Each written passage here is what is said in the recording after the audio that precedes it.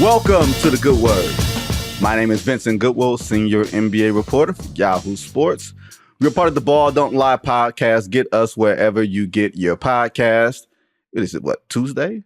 And if you see the face on the side of me on the YouTube screen, he is dressed for a white party not seen since the likes of Frankie Beverly and Maze. All he is missing is the dad hat. I think it's because his fiance, Dr. Pia, is on some type of AKA excursion with Kamala Harris right now. They are doing a lot of celebrating and preparation and ski-weeing and all that type of stuff. Jason Goff, ladies and gentlemen, host of the Full Go for The Ringer, and of course he does the Bulls pregame and postgame for NBC Sports. What's up, Jay? How you doing, man? Yeah, man, these intros have changed over the years, man. Like, I used to jump down with you, and, used to be like my guy. You used to be, Chicago's own, Evanston's own, whatever you want to call it. Now, all of a sudden, I'm out here like chaperone, chauffeur to Jace, fiance to, I'm like, man, I'm losing my identity out here, but it's good to see you, brother, man. How's everything? Everything's cool. Hey, we gonna see each other next week. You know what I mean? Yeah. In the flesh. Yeah, I'm looking forward to it. NABJ 24, Chicago gets a chance to host this thing. I've only been to one, right? Oh, and in Florida. One I went to in Florida. In Miami. Yeah. And one I went to was an extravaganza, right? I'm looking forward to seeing how people enjoy the city. It's one of the best, if not the best, summer city in the entire country. So I'm looking forward to seeing you and everybody else that's falling in, man. Yes, the Blacks will convene in Chicago. Oh, like never before. like last weekend. It is the crib. It'll be a different type of convention than the one that's going to be held, a little bit later on. Yeah, it might be. But I mean, with recent developments, that thing might have got a whole lot blacker as well. So, I'm looking forward to it. Yes, there's a skit to be done about AKAs invading the DNC. You know what I mean? Like, hey, fellas, go ahead and make your way here and enjoy your time, and also, move wisely, move cautiously. I don't think people will be venturing too far outside of the Chicago land, not even the downtown area. Downtown area. Downtown. Make a couple stops, Hyde Park, Kenwood, Brownsville, low end area. Maybe go up to River North and enjoy yourself. That's about as far as it's going.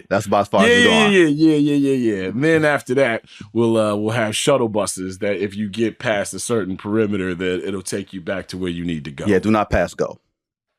That's all we're gonna say. Do not pass go. Just come to the go. That's all. Come to the go. Yeah. I'm gonna hook up with my man Drew. Get myself a nice haircut out there. Shout out to Drew. So yeah, we gonna get into it. Contrary to what people in Chicago believe, I actually really do like Chicago. So no, everybody knows you like Chicago. It's just the people on the internet that you happen to fight with, or when you happen to throw an unnecessary Isaiah Thomas top 10 highlights video out there just to show people exactly who they should be rooting for and why they should be, still celebrating the second greatest point guard of all time who happened to come out of the west side of this city. I'm still one of the guys in this city that fights the Isaiah Thomas fight that people hate me for. I kind of carried the torch from, hey, y'all, Isaiah was cold as hell, even as a Bulls fan, to, then the 2011 Miami Heat Eastern Conference Finals, when I was like, hey, guys, I think that their Derrick Rose is 6'8" and 275 pounds, but I could be wrong. And then people got after me for that. So, we are brothers in arms in terms of the respect and admiration for Isaiah Thomas's game. Yes, we are. I'm going to have to get Isaiah on this podcast. It's long overdue. To talk about some things, but it's long overdue to talk to you, man, about the NBA developments. We got some development. Yeah. So things happening. Let's get into it. Let's get into the outlet where we connect on the hit-ahead pass and we go through several pieces of news quickly. At least we're gonna try to.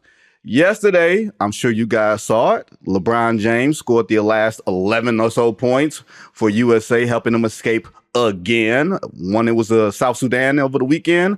Yesterday, it was Germany. Final pre-Olympics exhibition. They go 5-0.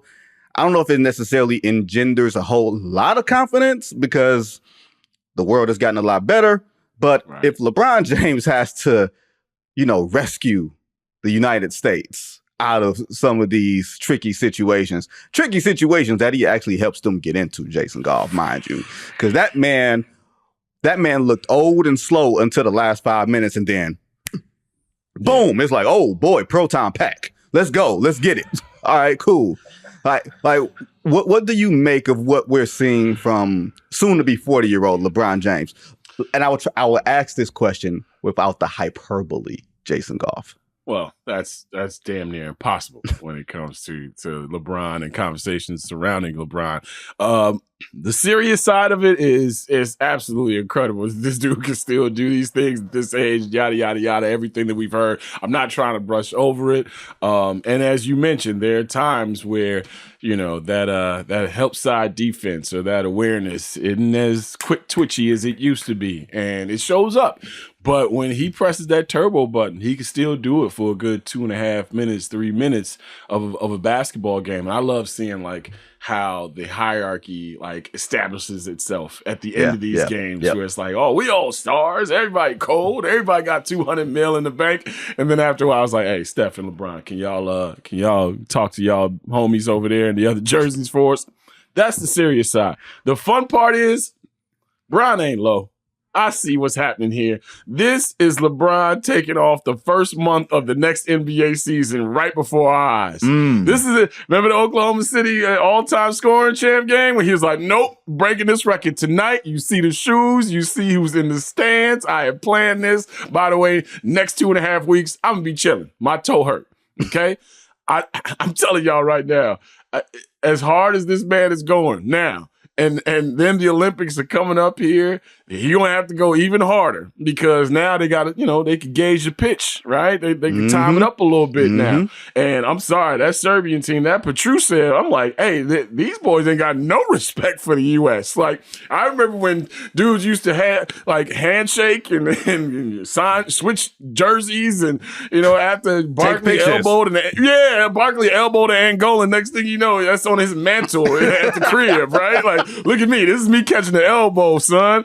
Now these dudes is getting over screens and kneeing dudes and going crazy. So I think this is all about to be Bron sitting out the first month of the next season, and who could be mad at him? He's 40. But the interesting part is going to be how that affects Bronny if he's going to be on the regular roster. If he going to be in street clothes, Dad going to be in street clothes, Bronny going to have to go out there and prove this for the family, hold the family name down. It's just, it's a lot of work for a different ecosphere that the world is playing in now when it comes to basketball. The 92 team would have beat this team by 45. Nah, this is the reason why this team is the way it is, because of that 92 team. You got dudes on this team who getting looked at as traitors. Shout out to Joel Embiid. Like, it's real out here. Everybody can play basketball now. I don't know if people have been noticing the NBA drafts and, Burna Boy, playing at the All-Star break in Salt Lake City. Like, the world has changed around us, so American basketball players, it's going to be tough on y'all for a little bit. Like, the comparison to the Dream Team is just like, I will say I got a very pointed text message from a Chicago media legend following Saturday's game. I know exactly who you're talking about already. And he said, "Dream Team, my ass." That was the exact words. And then it was followed by a phone call where he railed for 40 minutes or so about how dare you talk about you're absolutely right. I didn't say a word about the Dream Team. I know better, right? Now, one, LeBron looks huge. Either LeBron looks like physically bigger or these dudes look smaller. Now, it could be some level of combination of both, because he ain't jumping as high. Like on some of these dunks are more arms than legs, right? Which is to be expected at 40 years old. The contrast is when he needs to go play bully ball, he gonna go play bully ball. Now, the question as it pertains to the NBA business is, we know, or at least people with common sense should know, that LeBron James is not the best player in the league and has not been the best player in the league for quite some time. Is he, Jason Goff, the best American player? I still say no, because I have eyes. Is he the best American player? No. You still have, you still got Anthony Edwards, who Yeah, we've seen do work. You still got Stephen Curry still out here doing work. You still got Kevin Durant, who we're going to see doing work. That's Captain America. Look, we're going to go from watching the U.S. win these games by the skin of their chinny chin chin to blowing them out because they got the greatest nuclear weapon that we've ever seen in international basketball. Just want to say that. No, and also I think it should also be said how much is falling on the shoulders after the roster composition and, how it's looking on Anthony Davis, too. Yes. Anthony Davis, these first 5 games, for a guy who understands I'm not going to get the touches and the looks because this is an international game with a bunch of stars on it who handle the ball. I'm usually the second option on the team, sometimes the first option on the team. On this team, I'm going to be the third, fourth option sometimes. I think Anthony Davis has had himself quite the, solid run, not just rim defending, but what he could do taking the ball off the rim with these rules. He looks like he's in decent shape. And I'm glad you mentioned the part about LeBron looking bigger because I was like, hey, that's Karl Malone's body type out there now. Like the stuff we used to talk about, like, year 15, year 12, he's going to be Karl Malone and get that back to the basket game and get that elbow, fade away one-leg jumper like Karl. Well, you took it to the year 20, 21, 22 now, and it's starting to come to fruition. Like, I don't know if that's off-season stuff where he slows down a little bit. I don't know if he's enjoying himself a little bit more, but he does look a little bit more brolic than I'm. And then this is the other thing. We gotta get him to stop doing the shoulder, like get him off my shoulders thing. That's some dad shit if I ever see it. That's what I do. That's what I do anytime Jay trying to run up on me. I get sneak attacks now. I just swing him off me, get him off. Like you talking about a dad in full force right there. So yeah, Bron is Bron the best American dad? Because I know Nick Wright. I saw Nick Wright talking about this. Is he the best American basketball player out there? No, probably not. But he ain't far off. I still, he's third or fourth, right? He's not far off. He's in the top 5, which is a heck of an accomplishment in itself. And I know some people will take that as, oh, here go Vinnie hating again on LeBron. No, I mean, the man is 39 years old. You can't expect him. Like, trust, there's a subset of Twitter where it's a bunch of losers. You know what I mean? Like, that's a good start. You can talk about any conversation. There we go. And that's a good start right here. We just gonna leave it at that. A bunch of losers. All right. Yeah, you can tell. Next topic. Russell Westbrook, one of your favorite players. My man. Now on yet another team. I feel like since that MVP year, he's went from Houston to Lakers. Was it a stop in between?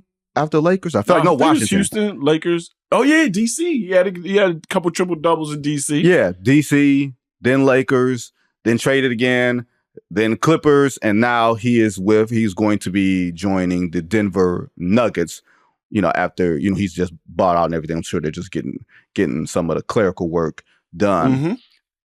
I understand the temptation for both in doing this. Russell Westbrook is an offense into himself, right? He doesn't need to live off of Nikola Jokic the way that some of these other offensive options for the Nuggets do. And the Nuggets have limited resources because you got 3 max players. And I don't think 3 max players is a tenable way to conduct business in this NBA. But when you sign Michael Porter Jr. to a max and you're not aware of the, second luxury tax apron world that's going to come in 2 or 3 years, this is what you're forced to do. Mm-hmm. My question, Jay, is I don't know if Russell Westbrook can finish as well as he needs to play off of Nikola Jokic. And I don't know how good he is with the ball carrying an offense when Jokic and Jamal Murray aren't on the floor to make it make sense. So when they lost Bruce Brown, they lost that spastic energy of all right, let's switch up the mojo here. Mm-hmm. But the difference is Bruce, obviously, at this point in his career, better defender. Right. Obviously, Russell still got some offensive bounce, but not, never been a shooter. And, at this point in his career, it's only so much to be expected. What I love is that my man, Russell Westbrook, is on that Glenn Robinson ring chase. Like, people don't remember Glenn won one with the Spurs, right? Yeah. Like, people don't, like, Glenn Robinson was the dog, like, literally big dog in Milwaukee, first dude to ask for $100 million straight out the gate of college. People like, this is crazy. Glenn went along and scored, 20 points a game, 22 24 points a game for about a good 7-8 years. Bounced around a little bit, found himself Mid-range on that San master. Antonio. Yeah, found himself on that San Antonio Spurs squad, and he's a champion. I don't care what you say. Russell just trying to get a championship.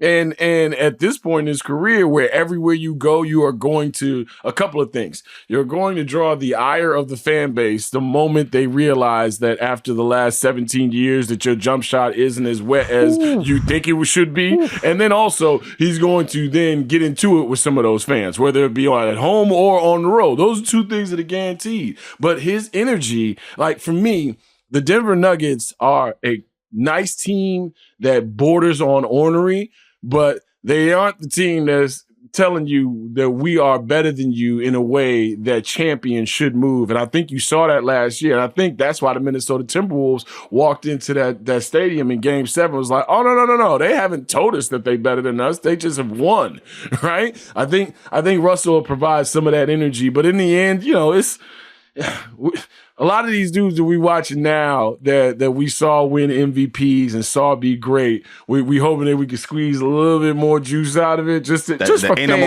more squeeze. That's what I'm saying. Ain't no more squeeze, just for fans' sake. Ain't nothing there anymore, right? Ain't no more squeeze. Isn't it crazy where we thought his career might be going after the Patrick Beverley knee incidents and all the other things, and watching him and Derek at the same time, we was like, oh, which one is the more athletic point guard, or which one's going to be greater down the road? And that dude is still, like, when he's on the floor, when healthy, he's still trying to move. That's the one thing. That's why I love Russell. Russell, you might hate it if he's on your team, if you're watching him every single night, but when he's not on your squad, name me a dude who's going to play that way and with that tenor for that long. Like, there's only certain rappers who could do what they do for so long. You're like, yo, I'm still not tired of it. Like, Russell is the Too Short and the Pusha T of NBA basketball. That's an interesting. He's like, I don't care what you say. Talk about pimping. Talk about cocaine. That's it. That's it. That's it. I don't want to hear anything else out those two. You don't want to hear no mature. You don't want to hear no maturing. Not at all. You don't want to hear no growth. Russell, if I dare see you run a pick and roll where you give it up, I'm turning the TV off. I don't want that. I want you screaming down the court, beating your team and the other team down the court, and trying to dunk on everybody. I'm fine with that. Look, man. Well, one of my close friends in the business said this, and it's not Bomani before people think it is. He said Russell Westbrook is the most loyal dog you will ever have, and he'll also shit on your couch. 100%. That's what it is. You got to deal with it. That's what it is. Deal with it. Now, it's funny you bring up Glenn Robinson because my mind just went to, I just went through the archives. There's something to be done about those late 90s small forwards who weren't quite Grant Hill and weren't playing with Michael Jordan, so they couldn't be Scottie Pippen. You know what I mean? Glenn Robinson, Glenn Rice, Jamal Mashburn. Dog, do you remember Jamal Mashburn? Jamal was nasty. He could be illegal offense in today's game. A 6'8" dude with handle, a big body and a jumper. Yeah. So this is when I first saw, because especially with the Kentucky stuff, when I first saw Julius Randle, I'm like, oh, they messed around and tried to recruit and got Jamal Mashburn again. Now, as time went on, like, Jamal was never really appreciated the way he should have been because he was playing with two other stars at the time too in Dallas. But hey, man, you talk about a legend at the bank. You go ahead and Google what Jamal Mashburn been up to these last decade or so. Jamal doing all right. And he's one of those cats who, in my interactions with him, has always been a smooth, pleasant dude. So, yeah, man. Yeah, Jamal, I mean, hell, back to the, but you can't throw Mitch in that category because Mitch was a shooting guard. Yeah, Mitch was too. Yeah, Mitch was a shooting guard. But there's a bunch of guys like that who, post-Jordan, I think it's one of the things that kind of ruined basketball conversations is that post-Jordan, we weren't allowed to appreciate dudes for just being cold. It was, how many rings did you get? Yeah, right? Yeah, I remember my dad talking about Bernard King and cats like that. And it's like, you can appreciate and love that career, and that can be your favorite player. Now it's like, if you say Paul George is your favorite player, you get scorned. Like, what? You root for a guy who's never won anything? But like, no, but he been cold for 15, 14 years. Mm-hmm. Like, it's okay to celebrate the dudes who haven't won as well. Yeah, and this is right before we get to the Paul George slander.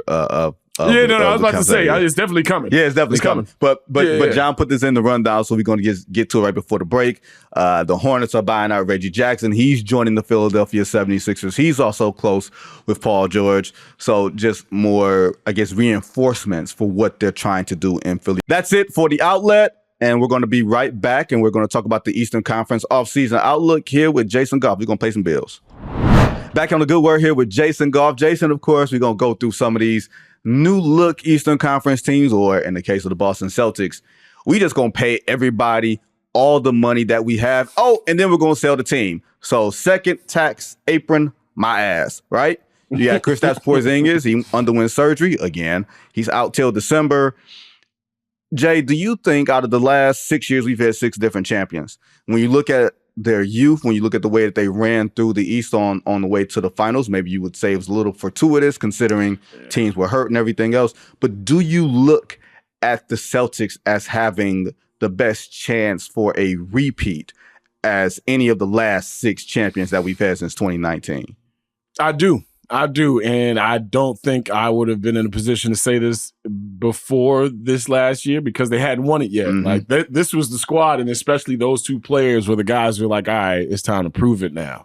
Right? Everybody gets to that, LeBron moment. Steph got to it where it's like, all right, it's cool, it's cute. You got your extension, your ankle's hurting you still. Everybody looking at you crazy. And then all of a sudden, Iman Shumpert talks about it where he came to the Garden, put 50 on him, and he never looked back in his career again.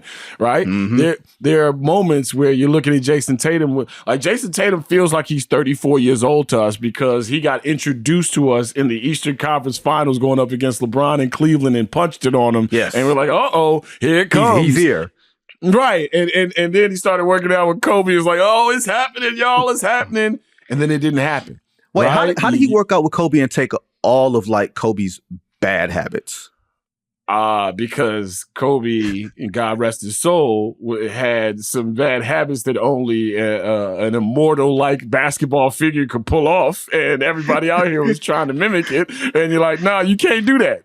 You can't take a triple clutch shot at the elbow, right? You can't mess around and get somebody off their feet, call them a bad name, bounce into them, and then shoot a fadeaway. Like Kobe's degree of difficulty was greater than any player I've ever seen, and I've seen Michael Jordan play in his prime. But he wasn't. Right? Michael wasn't a degree of difficulty, dude. Mike was I'm getting to this spot. I'm rising above you. I'm making this game as simple and as efficient as possible. That's one thing that people miss about Mike is that his game was beautiful in an efficient but furious way.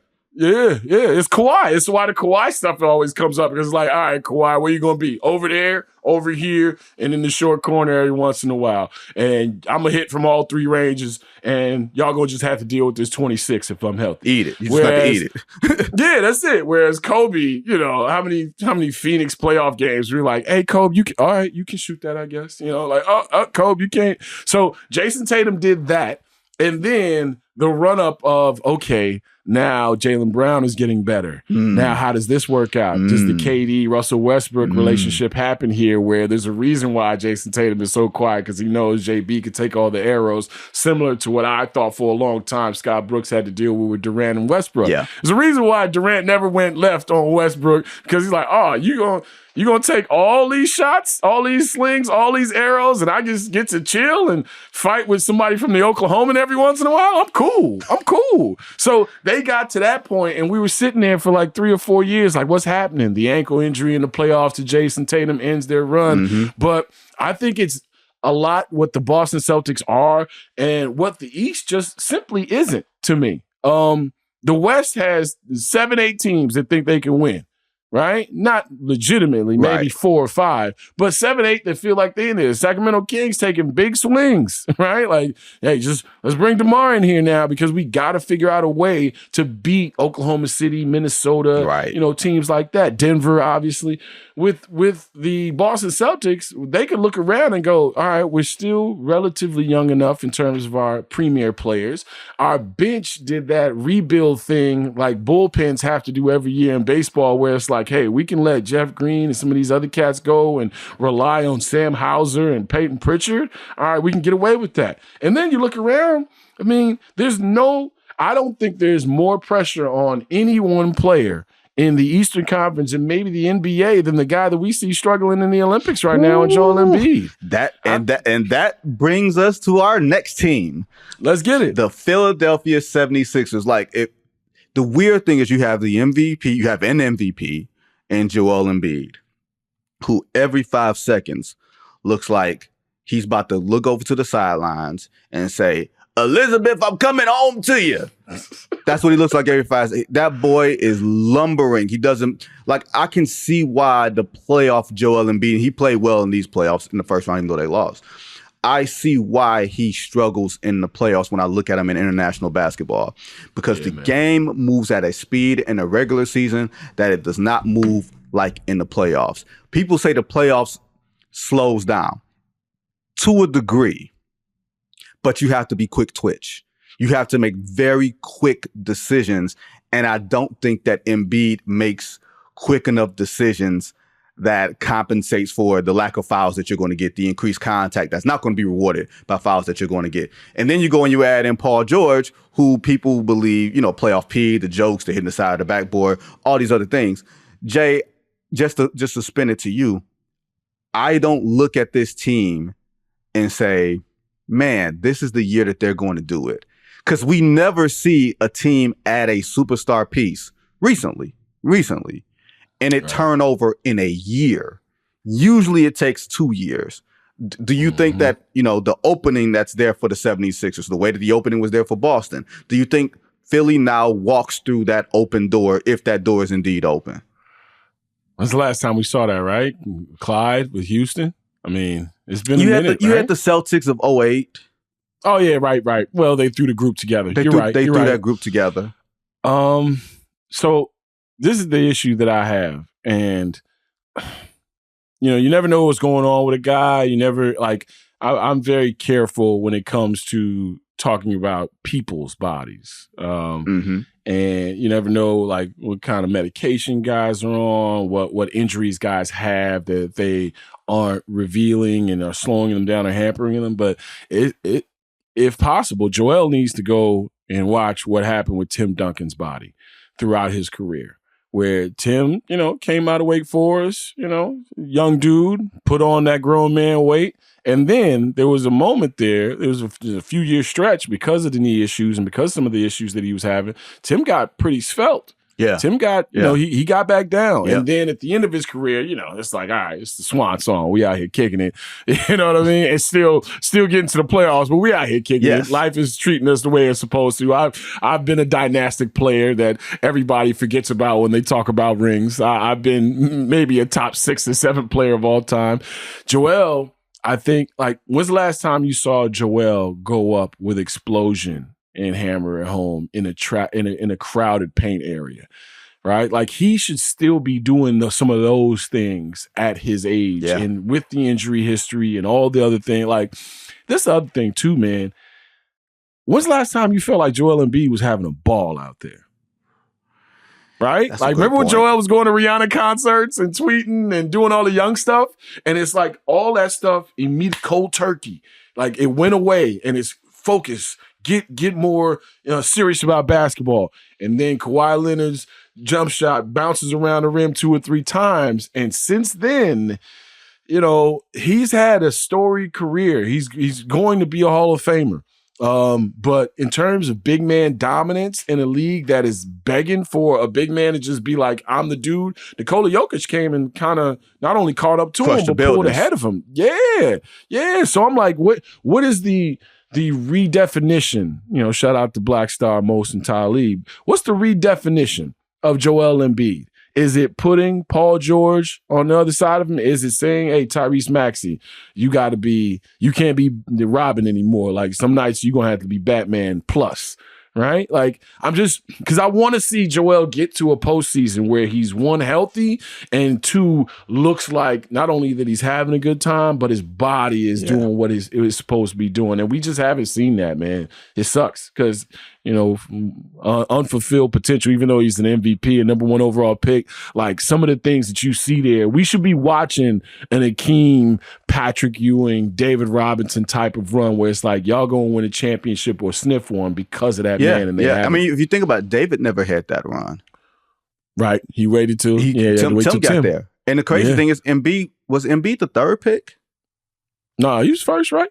No. He was behind Jabari and Wiggins, right? Was that the same draft? No, it's the second pick out. Yeah, you're right. That was the Jabari Wiggins draft that we thought, oh man, who's going to be the number one pick here? And Embiid had the back issues. Remember, his back was flagged. However, how did that Kansas team not win a championship? But once again, when you got, if I tell you that Kansas didn't win a championship and they got the first pick and the third pick, you're gonna be like, well, who were the first pick and third picks? And you say Joel Embiid and Andrew Wiggins, you're gonna be like, that's why. Well, and remember, Andrew had 4 points in that last game, if I'm not mistaken. Man, some dudes are just super friggin' talented and can never actually put it together, and they annoy the shit out of you because they're so talented, and you want them to do it. Look, man. One day we gonna have a segment. We gonna do a podcast series called The Lost Files. called Unfulfilled Potential or something like that. Lost Ones or something like that. We gonna shout out to Michael Ray Richardson. Good, you know what I mean? So many dudes. So many dudes. So look, I want to get to the Bucks. Like the Knicks on the rundown, but I want to get to the Bucks and I want to get to the Heat because we got to talk about the Bulls with Jason. The Bucks. Are we either Jason, writing them off too soon when I look at the fact that they've won a total of one playoff series since winning that 2021 title? And you're looking at Giannis's age.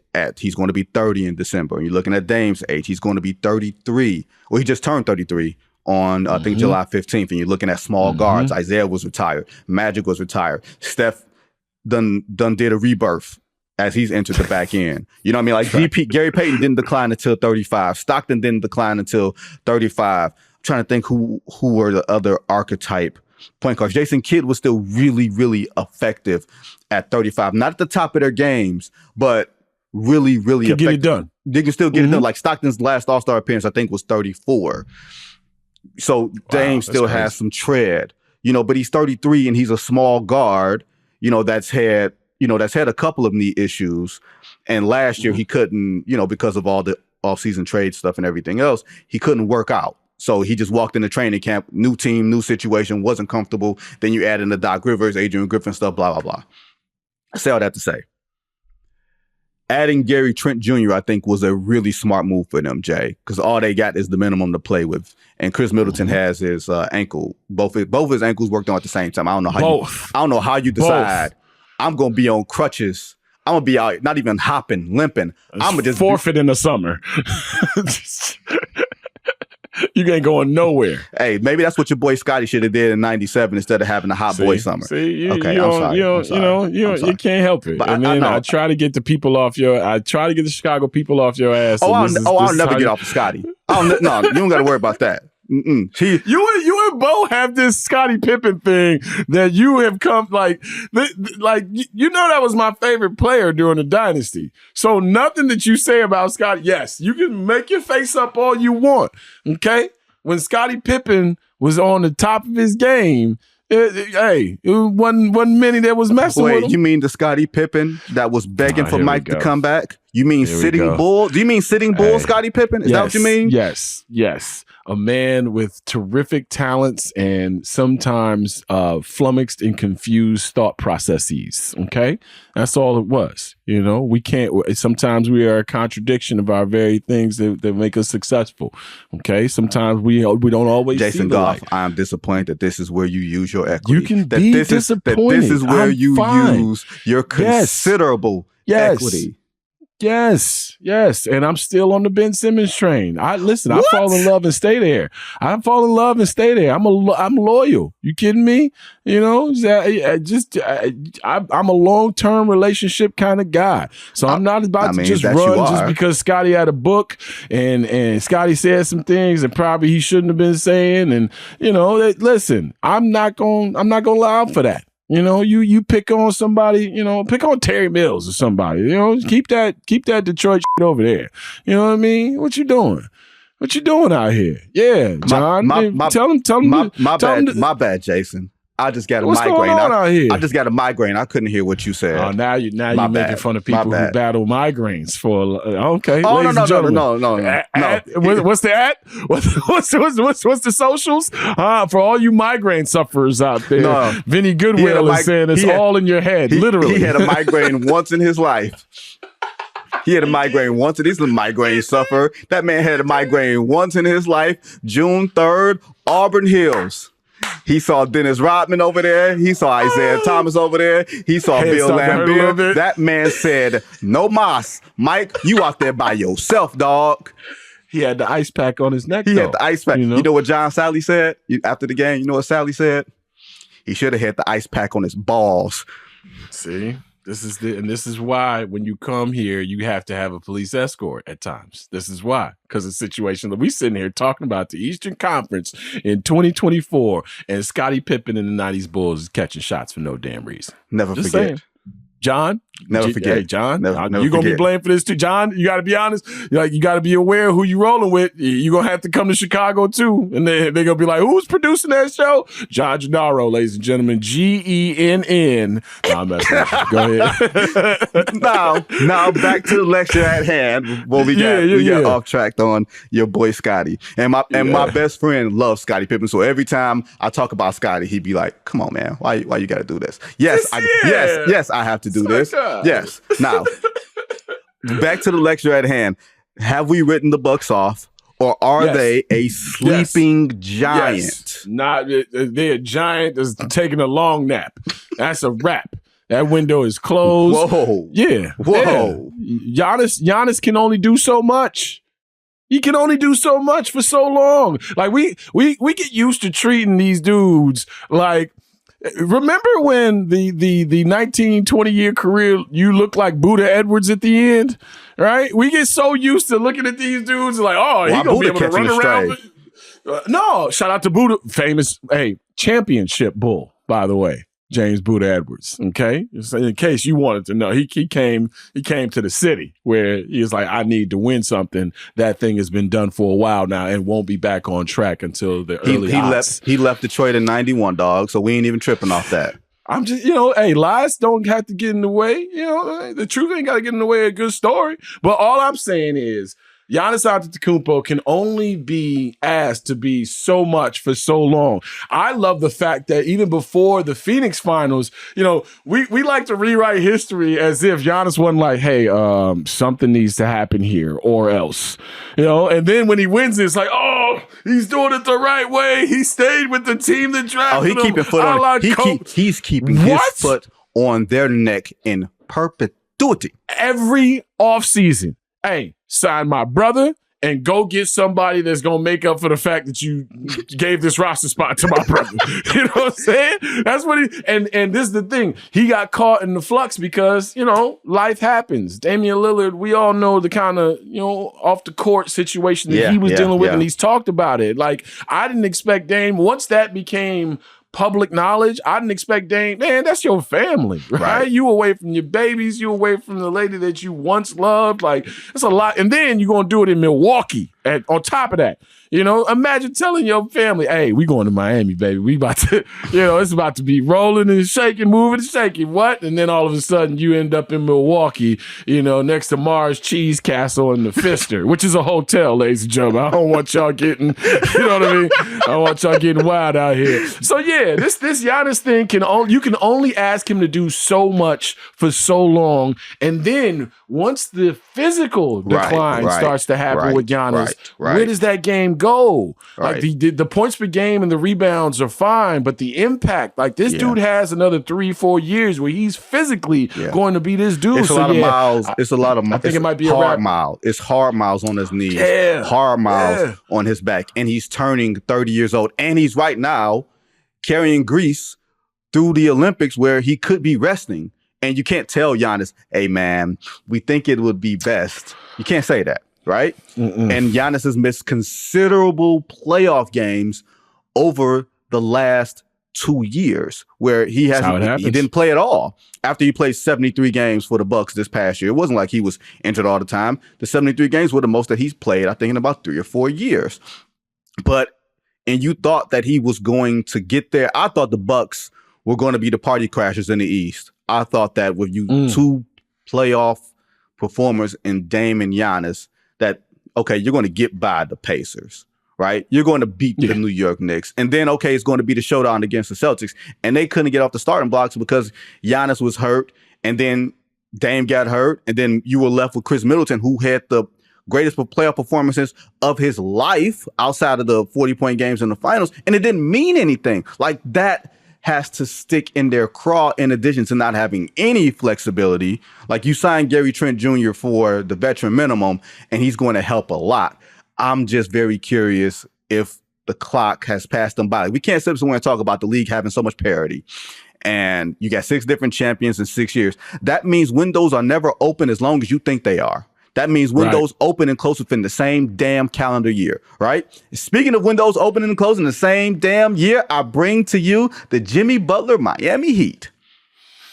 You have seen the Jimmy Butler experience like I have up close and personal. Jimmy Butler's in the last year of his contract. They could not come. Jimmy wants a full 4-year max. I'm thinking by basically, Jason, by virtue of him being 35. If he gets to the offseason, he can sign a 4-year max compared to not being able to. Pat Riley came out after last season and said, Jimmy's got to play more, which means Jimmy's going to play more because Jimmy wants his money. My question to you, Jay, will that mean anything? If I'm talking about windows opening and closing, and even the great vaunted Miami Heat, they can fall victim to this too. They're right up against the second apron. You got Bam. You're trying to figure things out whether Tyler Hero fits in this iteration. You got Terry Rozier. Did it just pass them by? Did their window ever fully open with the roster they had? I think it did. I think it fully opened, and that's how they made it. Shout out to the bubble championship, and then they got a chance to run up against this Denver Nuggets squad. I think they did a masterful job of getting the most they possibly could out of this team and that player. Like Jimmy Butler, even when he was here in Chicago when he was young, it was like, can Jimmy Butler be the best player on a championship team? And then you find out with Philadelphia and Minnesota, like, okay, well, there's glimpses of glory, but it's not sustainable. He goes somewhere where they speak his language, but he goes there after bouncing around for a good, 7-8 years before that. And now, like you mentioned, that team has a young nucleus. You got Jaquez, you got Adebayo, who's now in his prime veteran years, and Tyler Hero, like you said, trying to figure out. I love Jovic, right? Like they got some players there, but they got this weird thing that I think have installed in everyone's brains is we don't have to play well during the regular season because we can go on the road in the playoffs and beat everybody, which is cool. But also, you find out who you are when the playoffs start, unfortunately, with that kind of thought process. Like when Jimmy can sit out these games and has to sit out certain games because of load management or because of actual injuries, well, you're not knowing who's playing with who. And we saw how that worked out with Phoenix, where it was like, hey, we cold, we can just show up. No, you can't. No, you can't. And in the toughest moments, it's going to show that you can't just show up. So the push and pull that I expected to happen in Miami with the ascension of Tyler Hero, like I thought we were headed for a Miami Vice kind of vibe of Jimmy Butler knows he's the best player on the team, and Tyler Hero is the young upstart pulling up to the clubs and valeting right in front and saying, yo, I'm here now. Everybody got to respect it. And then Tyler got hurt. And Tyler, his play has been up and down, even though he bounced back in a great way last year. I think that Miami Heat thing has come to the point where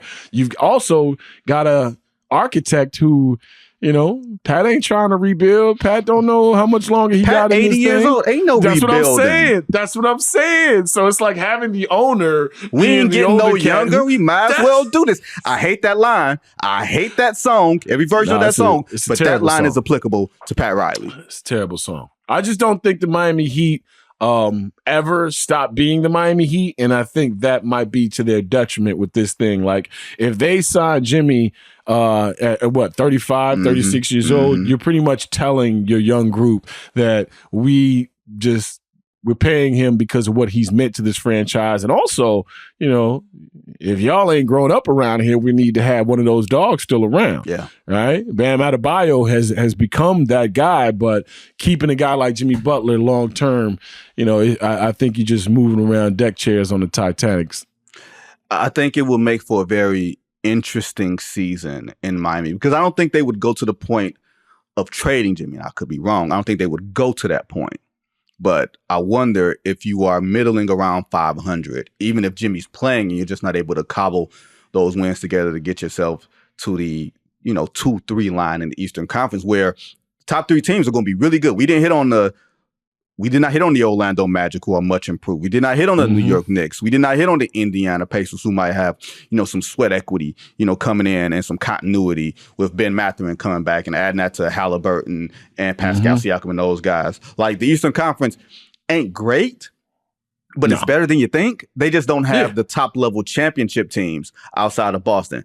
And I'm counting Philly in that too. I don't think Philly is necessarily a championship team. Like, I'd have to see it first. But you do have a handful of really good teams that Miami would have to leapfrog with consistency that they have not shown over the last 2 regular seasons. So I think it's going to be a real interesting season there in Miami. And me and Jason sit on opposite sides of the Jimmy Butler experience, which made for a very interesting time in Chicago when Jimmy was going through a lot of his turmoil with the Chicago Bulls franchise. Shout out to Jimmy. Yeah, that was some must-see inside stories that we had going on there. Now, we're going to take our last break, and then we'll come right back to talk about Jason Goff's Chicago Bulls. Prepare for the misery. Back on the Good Word here with Jason Goff. Jason, I tried to delay the inevitable for as long as I could. The Bulls, that's what they did. They delayed the inevitable for as long as they could, right?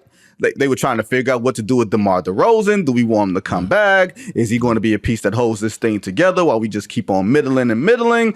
And then they traded Alex Caruso and they gave any draft picks for him. They just got Josh Giddey and everything that comes with the Josh Giddey experience. And now, Jason, you have Zach LaVine. I said it on your podcast and I was on it last week. I think I did.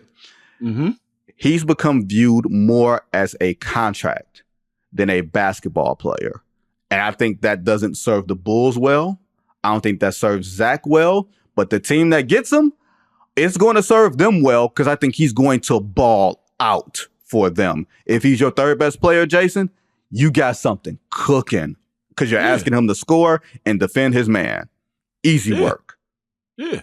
Asking Zach to be that guy, I think, it's akin to me, and this is a dude who I love watching play from his UConn days to his Milwaukee days to his Seattle days. But there was a moment in Ray Allen's career where it's like, all right, you're just going to be the catch and shoot dude. You're going to be the dude who plays decent defense. You're going to be the guy who's a connector, who understands and is aware basketball IQ wise. Now, that's the argument. Is Zach LaVine, is his IQ, is his propensity sometimes for turnovers late in games or some head scratching decisions. It is trumped by his shot making ability. It is trumped by his athletic explosiveness, even at this point in his career after a couple of knee surgeries. Like, the dude, he comes off as West Coast cool, right? But the cat is as hard a worker as anybody you'll find. Yeah. No, Zach gets after it, right? So all the things that he does, I think, are preparing him for the moment where when he does get a chance to shine on another team, it's going to be like, oh, yeah. The rest of the country's going to be like, man, remember Zach LaVine, how cold he was? Whereas we're sitting here in Chicago watching like, why can't this translate to wins? Like, why can't this translate to making teammates better on the court? Like, off the court, giving guys a good word, no pun intended, is all good. But on the court, like, I had somebody last year say to me from, that was inside the organization, like, sometimes they're just better without him. And I was like, oh, okay, and this person was upfront with it. Like, sometimes on the court, these young dudes just are better without him. So I'm looking forward to seeing how this thing plays out because everyone's trying to be professional, but everyone understands that the marriage is over.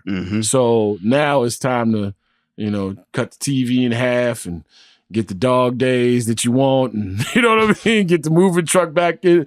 Zach's gonna be very beneficial for somebody. But Right. this offseason, this has been the Bulls fans. I won't say worst nightmare, but this has been a tough dream for the Bulls fans because there's so many young players that you can look forward to, but there's still questions there as well. So you're just hoping to have something to watch, but also to have an executable plan. And I think that once DeMar is gone, Vooch has kind of turned into one of those guys that maybe you can't move. Right. And Zach is a guy who people are kicking the tires on but want to see healthy and also want to see how he affects winning and how professional you can be coming out to begin the season. So it's a tough spot for all parties involved right now. Do you think, Jason, that the Bulls have to trade Zach before the season starts? Because right now the asking price essentially is multiple first-round picks. And you're saying the Bulls have to attach multiple first-round picks when first-round picks ain't really getting moved like that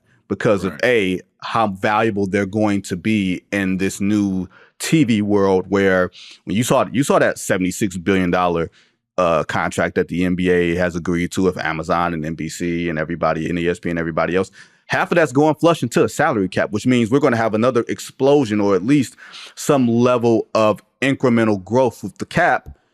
That means that the cheap labor of rookie scale contracts are more and more valuable, and teams are not going to want to give that up because you're going to have to pay guys $60, $70 million without blinking an eye. Do you think the Bulls can afford to bring Zach LaVine into training camp, into the regular season, and so on and so on? Or do they just have to take the loss?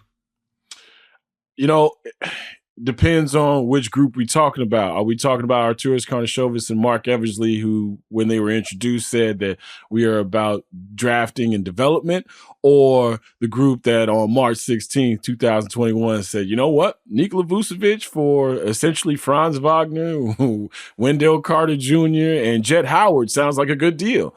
Like these people who are in charge have said we have to change this continuity thing didn't work essentially, and now the mission statement is to get this thing back on track. If those guys that showed up at that exit press conference and are saying those things are still of that mind, then you take the loss, right? Mm-hmm. There's a zero-sum fallacy that happens all the time where it's like, a sunk cost fallacy that happens all the time where it's like, oh, well, you got to keep getting something for them. Nah, you don't. Because at some point, you got to turn this thing over to whoever's going to be the next iteration of the championship Chicago Bulls. And this city, for all the bluster and the toughness of the media, it's also a very, very forgiving city. Very forgiving. Yes. Very forgiving. Yes. Right? And all you got to do is tell us the plan so we know how to talk about firing you.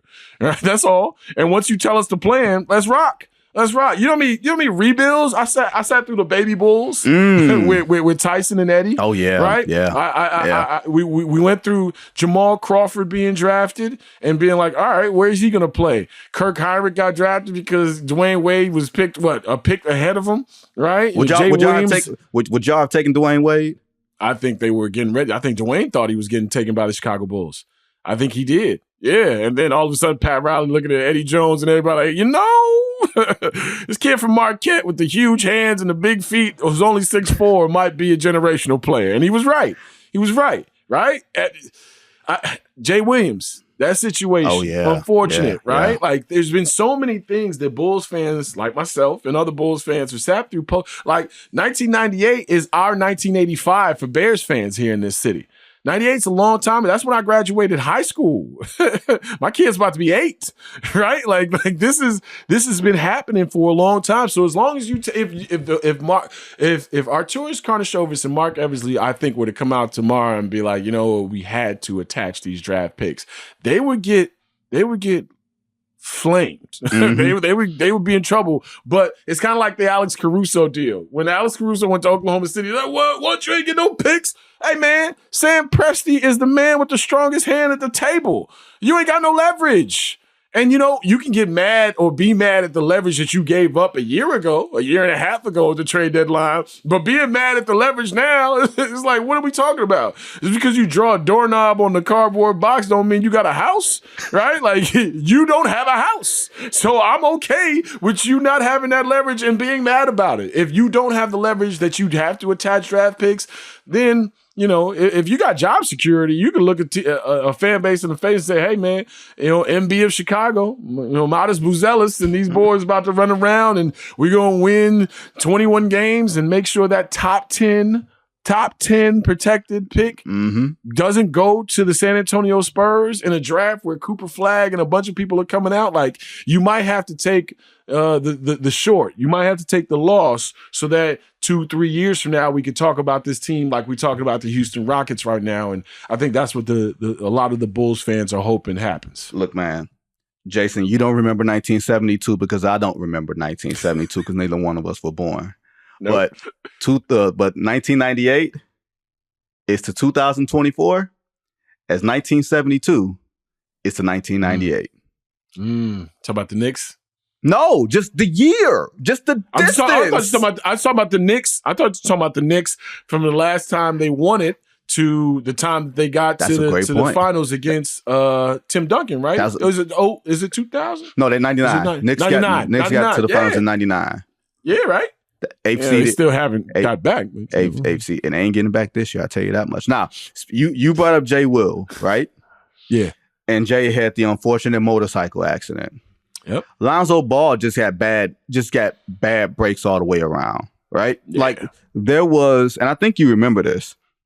There was a game, I want to say, in the 1920s. I think it was like the first year of DeMar, the 1920 year, and it was like a Saturday night, and I came to Chicago for this. It was Miami, Chicago. Miami was at the top of the East. The Bulls were right there. And I was like, oh, this is going to be a playoff matchup. You're going to get Revenge Jimmy against Lonzo, Zach, and DeMar. And it just never came to fruition. Like the way that team played, like you could see the vision, you could see all of it. Lonzo pitching to the head, DeMar and Zach getting out in the open floor, Vooch on the slowdown pick and roll, seeing on one side and then kicking it to DeMar for the ISO or whatever on the other. Like you could see the vision. And it was all tied together by Lonzo and his ability to defend, to spot up shoot, and to facilitate offense without needing to dribble the ball 100 times. We ain't seen that player in a long time because he hasn't been on the floor. Yeah. And now I don't know if he's going to get on the floor. We had the video of Lonzo, which looked really sad. Like Lonzo was trying to prove to a certain announcer that he could walk, that he could stand on his own. Stand in the chair. He's standing in the chair in front of a pool and all that stuff. Like whenever I see him on whatever platform you manage to see him on, I just think, I get it, I see it, but man, we ain't getting there. Yeah, it's not funny, but it's interesting that you mentioned, that I brought up Jay Williams and that you mentioned it to the segue here. When Jay was on his way back and everybody, carried on a stick, like, keep going, keep working out, keep getting yourself there.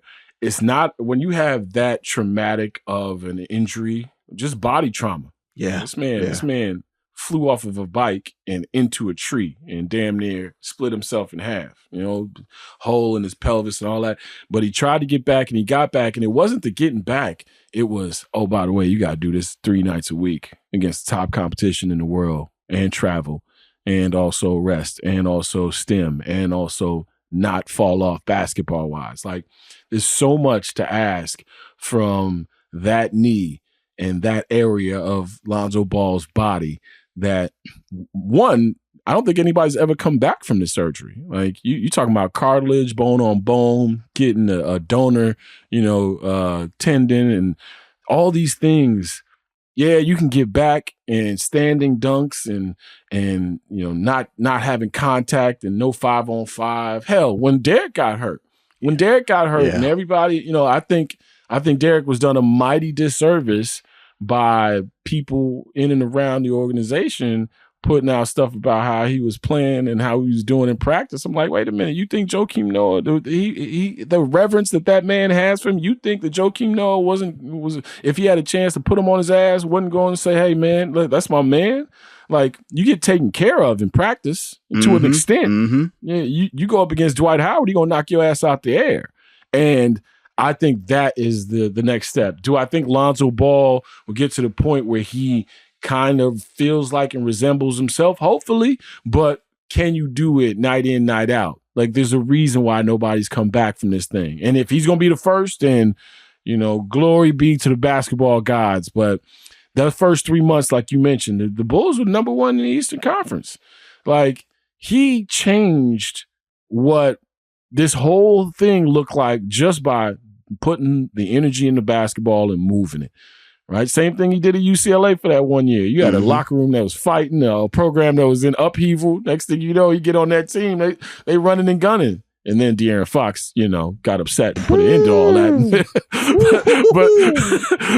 but and still ain't let go of it, by the way. De'Aaron still ain't let go of any of that smoke. But Lonzo, it's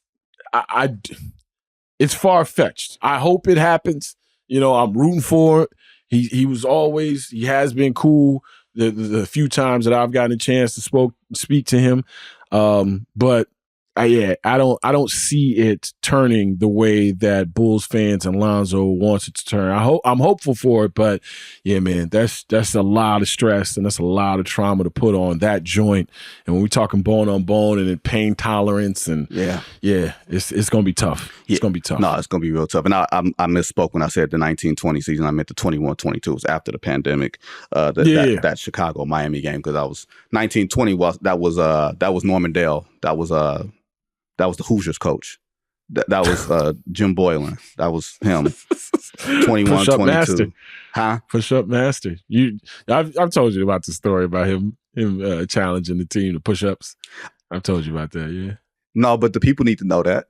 No. I'm gonna tell you when we get off this. I'm gonna tell you with visual accompaniment. Okay, gotcha. And that, ladies and gentlemen, is Jason Goff. Thanks for Jay for riding shotgun on me today. Thanks to producer John, the entire team who worked so hard behind the scenes on this show. No Cap Room. They'll be back on Thursday. I'll be back next week, presumably before I go to Chicago for NABJ. Yeah. With some do's and don'ts. Until then, everybody be safe.